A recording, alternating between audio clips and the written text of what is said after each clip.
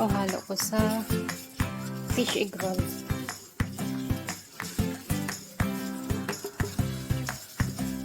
Ano to, itlog. Ginanyan ko muna siya. Ito yung ingredients ko sa fish egg roll.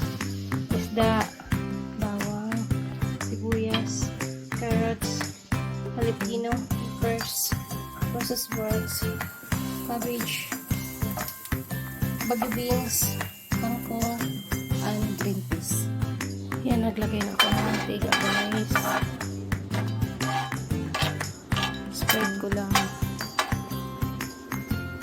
Ang pagluto ko ng fish egg roll, hindi tulad sa pork egg roll na ano mo siya, ihalo mo siya, hindi na siya ikikisa.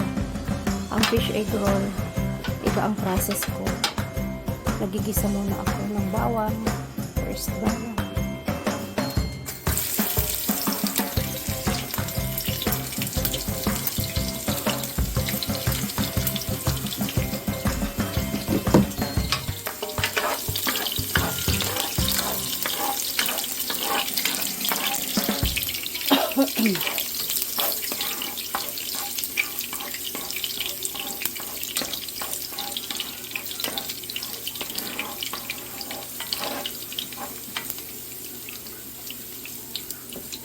And then, sunod ko yung sibuyas. Ayun na nga, guys. Inihalo ko na yung sibuyas, carrots, Brussels sprouts, pepper,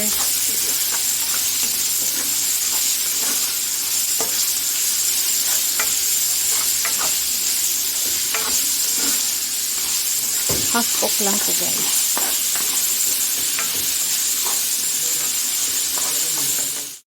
Ayun na, guys, inihalo ko na ang gulay, ang isda, at saka yung itlog. Hindi ko na kasi nabidyohan kasi wala na akong mahawak ng camera. Kasi yung asawa ko dito guys, wala na akong video. Tapos, patapos yan, a few minutes. Okay,